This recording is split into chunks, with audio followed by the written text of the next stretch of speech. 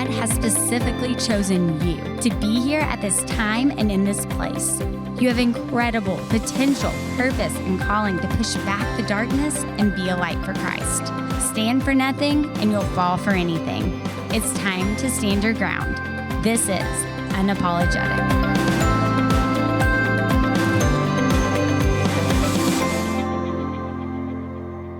Hi, everyone, and happy summer. Thanks for tuning in to another episode of Unapologetic. Summer is definitely in full swing around here. So to go along with the hot weather, we're starting a new summer series on some of the hot button issues and hot topics we've covered here on UNA. Welcome to Unapologetic Hot Takes. From culture wars and politics to abortion and transgenderism, we're diving in and going there. You'll hear from some of the biggest voices in these arenas today, individuals who are unafraid to speak truth and unapologetically share the gospel. We hope these conversations between Julia and her guest will inspire you to live boldly wherever you find yourself, leaving you empowered and equipped to be the hands and feet of Jesus to everyone you meet. We hope you enjoy this episode of our summer series, Unapologetic Hot Takes.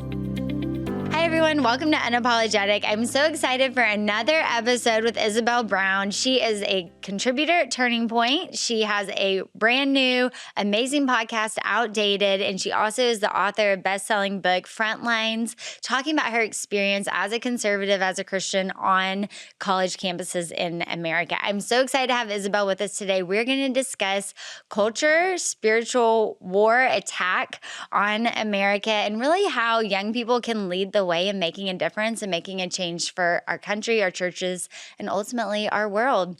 Thank you for being with us, Isabel. Thanks for having me back for another episode. So fun. I know. I'm so excited you're here. Okay, so we're going to hit the ground running with what do you wish Christians would stop apologizing for? Everything. Okay. Everything. I think we as Christians in America have been so apologetic for being potentially offensive. And the same thing often gets carried over into the political world where I spend a lot of my time as a content creator, public speaking, on the news. We've been told for so long to be very polite, to always bow down to other people's feelings and always make sure everybody feels really good all the time. And I think that's a much broader issue in the Christian conversation in America today. It shouldn't feel good all the time to be a Christian or to spread the truth of the gospel in the world. Sometimes there's going to be a lot of friction there. And the gospel is very, very clear about what that looks like in scripture. But we've always apologized whenever we say something that doesn't fit into the modern standards of the world, at least in my lifetime. And so I think ultimately what the future of the church has to look like if we're going to walk away from the direction culture is going towards and walk towards eternal life with Jesus Christ is to stand strong in the root of God's word and the root of understanding objective truth and being bold enough to share that with the world without apologizing. Okay, so obviously this is called Unapologetic. So that's what I was thinking about. I was thinking about, okay, what do we really shy away from? And it's, I mean, just scared to say anything. Yeah. You'll understand this as a speaker. I had just gotten off the stage. It was like 2,000 people and like your adrenaline's going and you know what it's like. And so I got on social media and I said something like, our generation doesn't even know if they're boys or girls. It's time that we start standing up. And I mean, like, not even like 2 years ago would that have been any kind of really absolute, like, wow, she's really taking a stand calling people boys and girls. And I got like dragged through the mud. I mean, it was really, and it was professing Christians. It wasn't a lot of people who weren't Christians. It was people who really saw me saying that as unloving to call us boys or girls and that God designed us and really were confused. Like they really were like, how can you say this? You're a Christian. Like that was a lot of the argument. Like you're supposed to love. So how could you be so unloving? And I just want to say this as a therapist, when I was in school, which was only about 5 years ago or maybe 6, we were taught to treat gender dysphoria, that this was something that really hurts people and confuses them. And can cause anxiety and depression and even suicide. And so that wasn't from a Christian's perspective. That was science. We talked about your background in science. I mean, it was just the truth. Yeah. Like, it was known. This confuses people. This is obviously very upsetting to not know if you're a boy or a girl. And so it's something you need to help people walk through. And that was secular psychology, not Christian psychology. So I've even just had to think about things from that term. But having that experience of me not even saying anything that controversial and being dragged through the mud for it, I was like, we're just going to have a show called Unapologetic. I love it. So let's break it down. Let's talk about gender. Let's talk about just those really big things that we're apologizing for that we don't have to, because we didn't create this world. It's just how it is. Yeah. Okay. So let's start with gender. I'll preface with, I am extremely unapologetic in the world that I work in. I kind of have to be out of necessity because I largely work in the political sphere where everything is offensive to everyone all the time. And there are real repercussions to saying these offensive things. I never anticipated that I would be here doing this job and that God would lead me down this path. I wanted to be a trauma surgeon and fix people when they got hurt. And that was ultimately my end goal from my academic experience.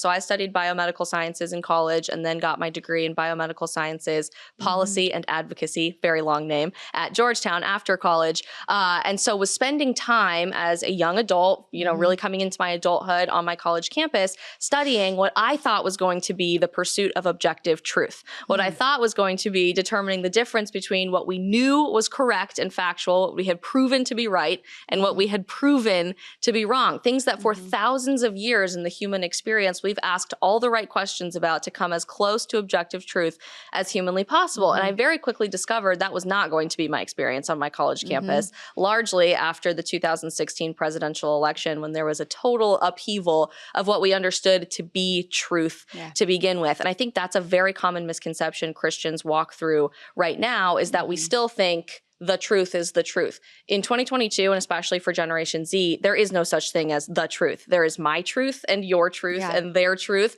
and his truth over there. And everybody has moral relativism. So there is no such thing as objective truth anymore. When it comes to science, for me, that manifested in the weirdest ways possible. For example, spending months and months and months in my physiology class learning about every tiny miracle that has to go right for a baby to be fully developed in the womb, what that looks like when your heart starts beating, when your tiny fingernails grow, when babies can feel pain, only to be told at the end of that unit that abortion was probably something we would all have to practice as doctors, whether we wanted to or not, and that it wasn't ending a genetically unique human life. Even though we learned at the beginning of that conversation that it was a genetically unique human life. In one particular class, I think it was eukaryotic cellular biology, not exactly a controversial, not exactly a controversial subject to be engaged in. I actually had to choose against an answer choice on a multiple choice question that God created the universe. That was the wrong answer, and I would have been penalized for my grade when I was asked what the origins of the universe are. And a million other things. I mean, we talked about the First Amendment and a southern border wall in physics and organic chemistry. Why? Because that was the time I was going to college. And it became so controversial so quickly that even when I raised my hand to ask, hang on a second, I don't know if that's actually correct. I thought we were scientists trying to decipher the truth of the universe. I was immediately canceled on my college campus. And this was before cancel culture was a very common term. But as I started to lean into that, I started a Turning Point USA chapter, which is basically a conservative club on my campus. I got involved in student government. I started to really get involved in campus ministry. All of a sudden, I became public enemy number one at Colorado State University, was labeled every horrible name under the sun. Racist, homophobic, bigoted, anti-woman, and it was usually men telling me that I was anti-woman. That's my favorite. No uterus, no opinion, unless you're not leaning into that. Very bizarre. Nazi Barbie, white power Barbie, all of the above. It was absolutely horrible. And I was miserable for so long until I realized these people don't know anything about me. And ultimately, I'm here to be a student of the world, to ask all the right questions, to challenge my perspectives, to go after what I know to be true, which is what college is supposed to be be all about. And I could spend hours talking about this, but you can read all about my experience on my college campus in my book, Frontlines. But I realized really early on, truth was not a virtue anymore in academia or in the real world, which I started to experience once I graduated. And ultimately, my job looks like a million different things now at 25, and I wear so many different hats. I'm an author, I host a podcast, I make TikTok videos, which is always very fun and exciting. But really, my job every day is to get up and tell the truth to a world that has rejected the very idea of objective truth. And that rubs people the wrong way an awful lot. So if I say something on this podcast episode that you go, ooh, I don't know if I resonate with that, just know I've probably heard it all before in terms of the backlash. And I think everybody, including you, Julia, is starting to experience what happens when you just barely touch the bumpers that this cancel culture society has started to put on the next generation. Gender is maybe the most controversial topic we walk with right now in 2022. And the idea that your chromosomes don't determine your biology, that don't determine your gender anymore, never used to be a controversial subject. Even when I graduated in 2019, that wasn't a controversial subject. And now it's 2022, and we're seeing this become my truth versus your truth, and that it's unloving to tell people, no, God very clearly created men and women for a reason, that we have different body structures and therefore different advantages for different things in life, that maybe we're supposed to fulfill different roles in society because of how our brains are wired and what we're naturally passionate about and want to run after. And that's not to say that men have to fall into one column and women have to fall into the other column, or that there aren't. It just means those are the columns. They just mean those columns exist, or that boys can't play with pink toys and girls can't play with blue toys. That's the silliest thing I've ever heard. But it quite literally does mean men cannot be women and women cannot be men. And me saying that right now means I probably would get deplatformed from Twitter. I have been deplatformed from TikTok twice with my account permanently deleted and then reinstated. One time for a video that got 5 million views explaining how periods work. Sorry if that's controversial, because a transgender woman, a man becoming a woman, had said they were experiencing their first PMS symptoms on Twitter. And I was explaining as a biologist, no, you're not. That's not exactly how that works. And very quickly had my entire account deleted for hate speech. So now we have labeled everything that is objective truth as hate speech because it could potentially offend someone in the future. And I think that's the real problem when we talk about a culture war. You may be familiar with that term if you're plugged into the political world. It's starting to come over a bit into the Christian media space as well. We talk about American culture being under attack and that we quite literally are in a war for the future of what our culture is going to look like.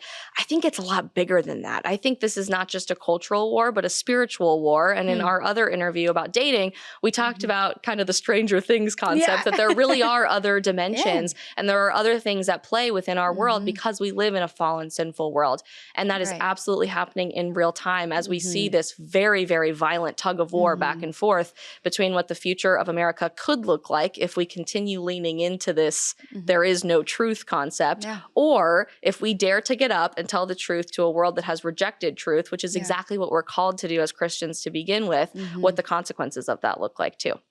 So I've been looking at this and just thinking about, every time I see anything about transgender, this new stuff, I think about the verse in Romans, claiming to be wise, they became fools. Like that's all I think of, because I'm like, it's interesting, even as I'm like, I accepted Christ when I was 5, grew up in church, my dad's an apologist, like no scripture. And I've really been thinking about how can I make sure that I don't get desensitized to this. So even though, like, I'm sorry, I'm just not in danger of like believing any of this is true. I mean, I guess like everyone is if you stop believing truth, but I mean, I'm committed to believing truth and believing God's truth. How easy it is for people just to become even desensitized to it. And you see this because whenever I was growing up, that was the big homosexuality discussion. And that's when I saw it go from this is a sin, this is even something that people go to therapy for, to this is completely accepted. And now, of course, we see it in churches, we see it with clergy, we see it all over the place. And I see Christians now who they would say it's wrong. They say scripture says it's wrong, but they are desensitized to it. Like it's not that big of a deal. And so it seems like the new version of that is this transgender movement. And so how do you think just practically we can stay on guard and realize this is a war, this is a culture war, this is a spiritual war, and make sure we're not desensitized to it? I think the easiest way is likely just to stay informed. And I think we get so overwhelmed by how crazy our world is that you just think, oh my gosh, I have to turn off the TV for 10 minutes and go outside and just not be plugged into all of this anymore. And you should. Please do not be constantly staring at the television or scrolling through your phone to be aware of what's going on in the world. But you cannot ignore and pull the rug over your eyes what is happening right in front of your face and what's happening to your children, especially. I think about the fact that I graduated college just 2 years ago. I was very recently in high school and experiencing all of this, and this would have never been a discussion ever that would have come up in any of my classes. And now I'm looking at the news. I speak to a lot of college campuses and on high school campuses. I talk to friends that we grew up with, and I'm hearing stories like my next door neighbor is at home whose 11-year-old came home from school the other day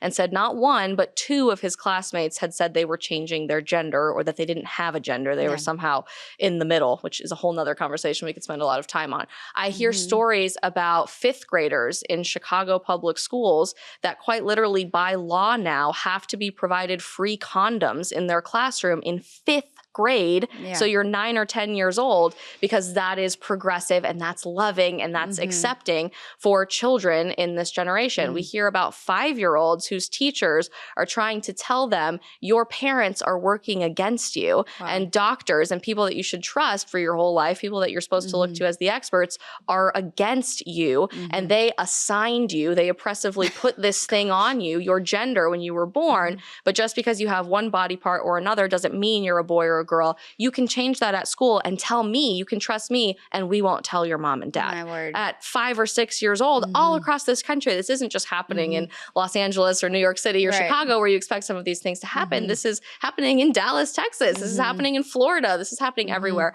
And so it's a really scary reality that because we were so overwhelmed by the crazy direction of society and we turned our back to it and we stopped looking, we've let it get this far. And I think now most Christians are waking up to that and they're saying, oh my gosh, I can't believe I didn't say something earlier on, but now there's real consequences to me saying something. We talk about cancel culture kind of as a joke today, honestly, because it's so common, but cancel culture doesn't just mean you'll get kicked off Twitter or you maybe will have a one friend who stops being your friend. Today, it could really mean you lose your career, you lose your practice in medicine, you lose your license to practice law in America, maybe you lose your access to your bank accounts. I mean, there are very real consequences to speaking the truth today, but I think the most important hope we can have is that there are strength in numbers, and you are not the only people feeling this way.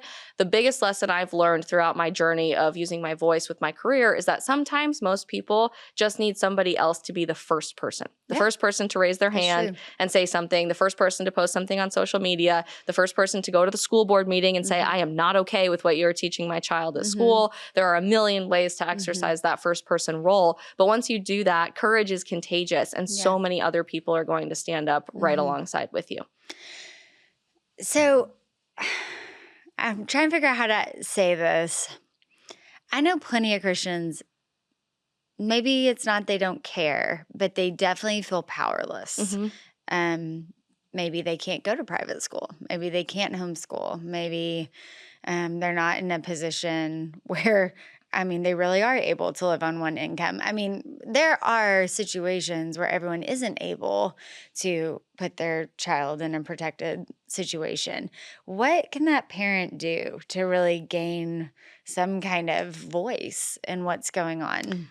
Two things. First, I would say you always have options, especially for the education of your children. It has never been easier to homeschool your kids. And if you've never thought about that, or you have this image in your mind that homeschool kids are these weird homesteader, live on the farm people that you can't personally relate to, it is not like that in modern America today. For the vast majority of recent history and modern history, less than 5% of American households have homeschooled their children. In 2020, that skyrocketed largely because of COVID-19. And now by 2022, over 11% of American families are homeschooling their kids. It's a record that we've never seen before. And maybe that looks like a co-op. Churches often offer programs in your local area. There's a lot of online programs that help get your kids plugged in from their home to an education system that maybe you don't have to be personally responsible for every aspect of their curriculum. So there are so many options, tons of options that don't necessarily involve dropping your child off into the hands of people who do not have their best interests at heart. So be willing to explore that. You ultimately are supposed to be the guardrails of of your children's experience growing up. That's not a bad thing. You're not supposed to be their friend. You're supposed to be their parent. And part of that is to help them be exposed to the reality of the world, but no, this world is not their home and they have to be rooted in truth first, which leads me to the second thing that most parents can do. Talk to your kids. Just get involved with these conversations. When I was growing up, I was raised by 2 Catholic lawyers. So we had a lot of conversation around the dinner table about politics and religion. We were always forced to watch the State of the Union and understand who was running for president and what they wanted to accomplish. And my parents were very conservative politically growing up and took the time to explain to my siblings and I, this is what we believe and why we believe it. Right. But importantly, here's what the other side believes too and why we think that's wrong, but you have to make that choice for yourself. I was sharing with the producer here that I did competitive speech and debate in high school, and that really gave me an opportunity as a teenager to do the research, to take the time and to understand the 360 degrees of any argument before I just blindly followed one particular path or another. I think parents today assume if I don't talk to my child about this subject, they just won't be exposed to it, and therefore there won't be a problem. They won't have to be sucked into thinking their gender was an oppressive assignment from a doctor. They won't be talked about by their teacher in 5th grade about sex at school. They won't understand what's happening on TV or on social media. And that is such a misguided misperception from most parents, because when you're not talking to your children are finding other outlets to find that information. And that could be through their friends, that could be through their teachers that many times you cannot trust in modern society, which is really sad because teaching is a very noble profession. Online, they're going through social media. There are so many different avenues, and therefore they're only being expected and exposed by the way of the world. And so they're not getting any sort of counter argument for that. It's uncomfortable and it's hard to have to sit your young child down. I mean, I can't even imagine that. I don't have kids. You have triplets. So I can imagine. It was easy. You just say, we're boys and girls. Yeah. I mean, it didn't used to be hard. I don't know, but I think about that now. No, I'm sure it's difficult to sit a child down and say, there are some people who say that that does not exist. And it's probably hard for a kid to wrap their head around that. But wouldn't you rather have a real conversation with your child about that at home? Give them the opportunity to ask all of the right questions, whether it's gender or any other controversial subject in America today for that matter, rather than them having those conversations at school or with their friends or with somebody else that is going to tell them, no, there's only one way to approach this issue. Right. And it was interesting whenever I was training to be a therapist, because this, I mean, like we've said, this is like the last 2 years. So this wasn't even on anyone's radar, but people would really want to know, like, how do you talk to your kids about hard things? Like, that was basically the question. And there was just a general principle from psychologists that you go with like their level of development. Like, you certainly don't want to introduce them to something that really is beyond their scope, because of course a 5-year-old should not know half of these things exist. Yeah. But that doesn't mean not talking at all about it. And you still are able to set those foundational beliefs so that then when they hear something else, they're able to automatically have alarms go off. Like, that's not what my parents taught me. And I didn't grow up with lawyers. I grew up with a pastor.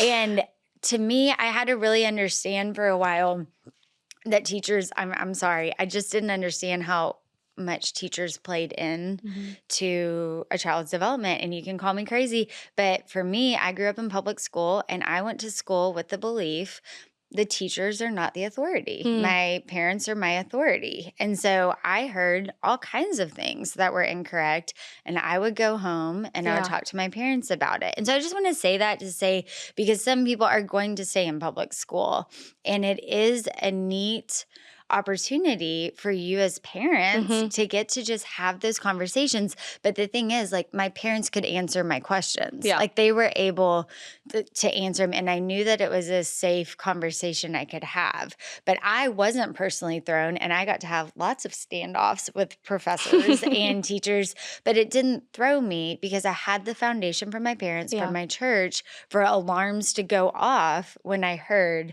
something that was wrong. And so I just want to say that to parents, because I think a lot of us, I know, are scared or feel fearful or powerless, and realizing like God has put you in their lives, like you are ultimately the one influencing them. And so those conversations just can be so life-changing, but making sure there's that safety of not when they come home and ask questions, not being like, oh my goodness, why were you exposed to this? Or why did someone say this? Instead, making sure that they're getting to hear the truth from you. That's something I say to the kids all the time. I'm always going to tell you the truth. And those alarm bells of like, oh my gosh, I can't believe you were exposed to that. Why is that happening? The answer is really simple. It's because we live in a fallen world. Right. And scripturally, we believe as Christians that the world is only going to get crazier and crazier and crazier until Jesus comes back. And so we have to raise up the next generation with the strength to stand against that. And that's not only to say that these conversations should only exist in your home and between you and your child. I think so many people are worried about the lack of objective truth and these controversial conversations,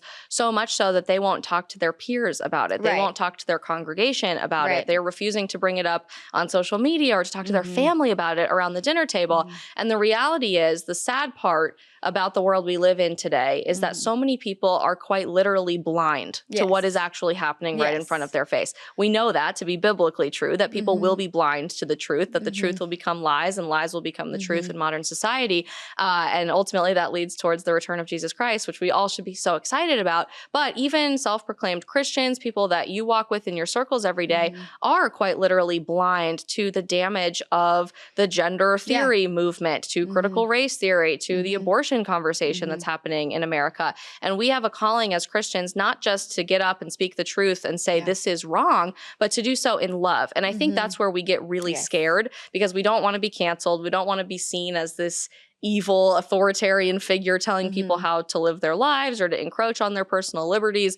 Those are always very important, and I will always stand for personal liberty. But we also have a responsibility to tell people when they are engaging in behavior or when our society is moving in a direction that's ultimately going to destroy their life.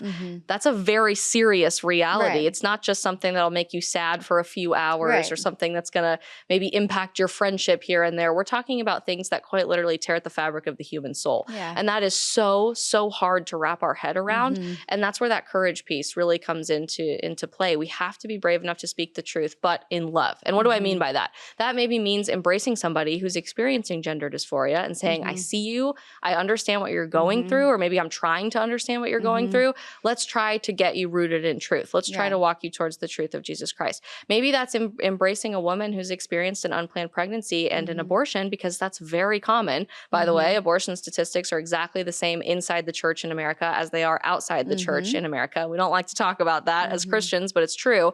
And say, I cannot imagine the pain and anxiety and depression you must be going through. We are here to help you, and there's always redemption on the other side of that. You don't have to go through that same situation again. You don't have to be a repeat customer, the same way we talked about that with dating apps in our other episode.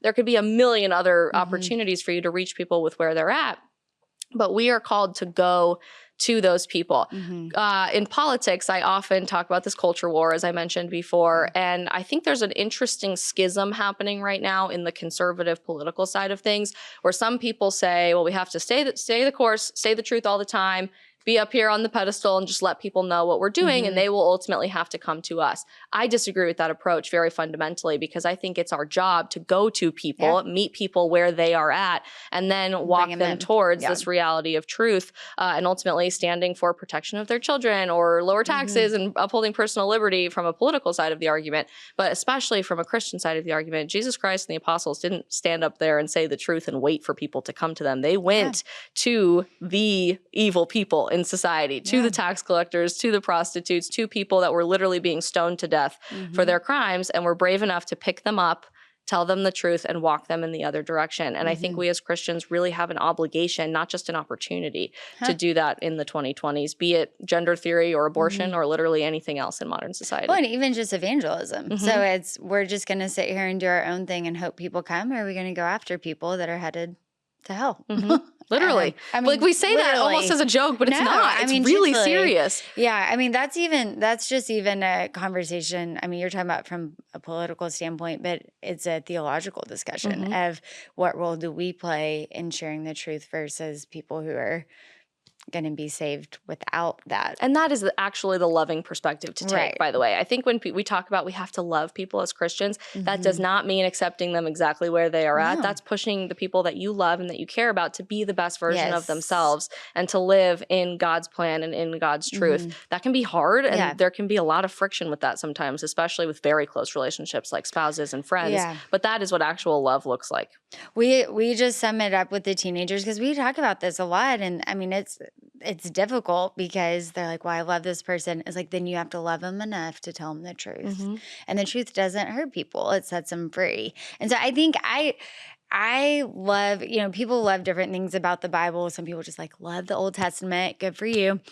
I love how practical scripture is. The fact that I can read something that was written thousands of years ago and it has to do with today in 2022 and helping people experience freedom and experience the life they were created to live.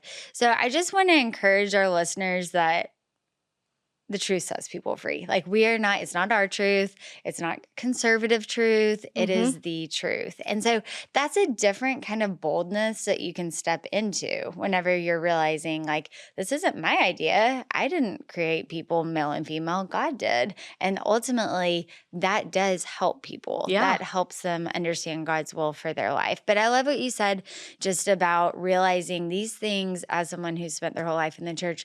These things are not just out there. Like these are things that Christian families experience, that people you sit next to in Sunday school experience, but they're less talked about. And so Ryan and I, we actually developed an entire curriculum for teenagers on what to do when you or someone else struggling with homosexuality, suicide, depression, anxiety, all these things, because there is the idea that even to get help, you have to go outside of the church because a lot of churches aren't talking about homosexuality or transgender or depression or anxiety. So can you just like speak, we're closing, but can you just speak to why churches need to be involved in these issues and really confront them head on? I read a poll the other day, and I know we were talking about this before we started recording, that the majority of Christian pastors in America don't consider themselves self-subscribed to a biblical worldview. That's What a does that really mean? scary reality if you understand what that means. That means biblical principles, what we know to be in the Word of God, the very foundation of our faith, are not being lived out by the people you go to a building every Sunday to hear about those things. That's great. And if that's not happening, it's probably not being shared with your congregation. And that's really scary. And I know everybody's probably thinking, oh my gosh, what do I do with that information? What you do with that information is you help lift up the people who are bold enough to share a biblical worldview. Maybe that means making sure that's happening at your church. Maybe that means following the right people on social media, great pastors who are putting stuff out there that you know to be rooted in the truth of God, and just encouraging your spiritual leaders in your life, be it your pastor or other leaders at your church, to be bold enough to take these issues head on. I think the biggest issue that is impacting the church in this way right now is the conversation on abortion, and that word alone is so controversial in 2022. I'm probably scaring somebody of you listening to this because I'm saying that Not actual the people word. listening to this show. Probably not. But it's interesting because, again, I was raised in the Catholic Church. That was the one issue that it didn't matter what party you were affiliated with. It didn't matter who was running for office. You brought your butt to the voting booth every single November to vote for pro-life people and pro-life causes because the most fundamental human right given to us by God is the right to life. And Catholics used to universally believe that, as did many Christian denominations in America as well. Today, in the 2020s, almost the majority, 48% of Roman Catholics in America consider themselves to be pro-abortion. The vast majority of evangelical Christians in America consider themselves to be pro-abortion. And I have to wonder if it's because priests and pastors and ministers and people who have this opportunity to shepherd a flock of Christians are too scared to talk about it with the fear of offending someone. Because of that, 63 million children since 1973 are not here with us today. More than a third of my generation is not here with us today. And we know that they're in heaven, which is a beautiful promise that they were innocent and they didn't have to suffer through the consequences of someone else's actions. But it's absolutely heartbreaking and devastating to me to think about what the world could have looked like if all of those children were here. And that really started with people being bold enough to tell the truth about one very, very big issue that is controversial but does require our leadership on that issue. The same could be said for the trans conversation in America today, that gender theory is taking over our education, our entertainment, every other aspect of society, and now the church. What are we going to do with that information to prevent people from literally making the decision that no life is better than the pain that they are experiencing on a day-by-day basis? The same can be said for substance abuse or alcoholism or pornography addiction or whatever that is normal in the world that we live in today by universal standards and statistical standards, but it's not normal in what we are called to be as Christians. So if you are a pastor or a church leader listening to this and you needed that little extra kick in the butt and that little extra encouragement to talk about these things, not just on Sunday morning, but all the time with your congregation, please take this as your sign, because I think it really has to start with those leaders being the first person to bring those things up and challenge the ministers and the pastors in your life to do that. If you're a member of a congregation and you're not seeing that happening in your own church, that boldness and that excitement and being on fire and having that passion for the truth of Christ is so contagious. I know I said that already earlier, but I really just want to hammer that home because you will not be the only one to stand up and say something. I think that's our fear, that we're going to be in the spotlight. Like it's like a bad dream and you wake up on stage at the high school talent show and you're in your underwear and everybody's laughing at you, that's somehow going to manifest and become real. That's not the case at all. People will be so inspired by that, and they will be bold enough to tell the truth to their children, to their friends, to their family, to their congregation, and other people all around our country. It would take an entire episode for me to say how I've seen God protect my dad. And I could get emotional about it, but when you do the right thing, you're putting yourself in a place of protection. God honors that. And it's unbelievable the people that come out against you, because they do. And even on an extremely high level, but just realizing when you are standing up for the truth of the gospel, God protects you. And it's just really amazing to see the things that happen whenever you stick up for truth versus what happens when you don't. And so I think we can be tempted to think, what difference can we make? We're just one person, we don't have a podcast, and we're not speaking at Turning Point. In closing, what can people do just to really make a difference in their sphere? That's the most common question that I get all the time, especially from high schoolers and college students. And I always like to remind people, literally 3 years ago, I did not have a platform. I wasn't going on Fox News. I didn't have a big following on social media or a blue check mark next to my name. I certainly didn't have a podcast, or I wasn't public speaking for my job every day. I was just talking to people in my immediate community, people who lived in my dorm room, people who I sat with in the cafeteria at lunch, people I went to church with on Sundays, people who sat next to me in student government or in class. And I say to this day, the conversations I had when I first started walking towards this journey of being the first person to raise my hand and say something in class or challenge something I saw on my college campus, those were intimately more impactful with all of those people than any of the conversations I have now. I have a much bigger reach now, and I can talk to a lot more people on a daily basis now, but the conversion I saw in people's hearts when I very first started doing this, people who intimately knew me and sat with me in class or went to church with me or ate lunch with me every day, was astounding. And I'm talking about extreme conversions, people who believed in one world government and hated God and didn't think God was even real, all of a sudden going to church every Sunday and protecting our most basic liberties and rights. It was very, very impactful. It's almost as if all this is real. It is. It's totally real. Shocking, I know. But it reminds you. But that impact for you is the same thing. Right. Me and Julia and so many other people who post on social media will never know the people in your life. Maybe we will. Chances are, no, we won't. Right. We'll never sit with them at Thanksgiving. We'll never go to the movies with them. We'll never live in the same dorm building as them. Those people do that with you. And so you have an opportunity to reach people in such a more impactful way than anybody you follow on social media or who you see on TV. And that's why these conversations have never been more important than they are right now. Because if you're talking to your friend over a cup of coffee about what's happening with gender theory, that's going to give them a lot more opportunity to stop and think about how that impacts their life than something they're scrolling through and seeing on TikTok. If you, after church, meet up for lunch with your family friends and talk about about how abortion might have impacted your life or somebody else, and how you want to walk away from that and tell people the truth, or maybe help someone you know who's experiencing an unplanned pregnancy, that is so much more impactful than any 15-second video I could make on Instagram or something that you see on Fox News as a really short sound bite or something small. So take the time to have those conversations and don't wait for somebody else to be that first person. That is so good. Thank you for being on again. I am so excited about everything you're doing. So can you just real quick tell us how we can stay connected to Isabel? Absolutely. You can follow me across social media platforms at the Isabel Brown, and listen to my podcast Outdated on Spotify, Apple Podcasts, or anywhere else you can listen. That's awesome. Thank you for being on today. Thank you for having me. Thanks for tuning in today to Unapologetic. Remember that you can hear today's episode and more at ptv.org/Julia and wherever you get your podcasts.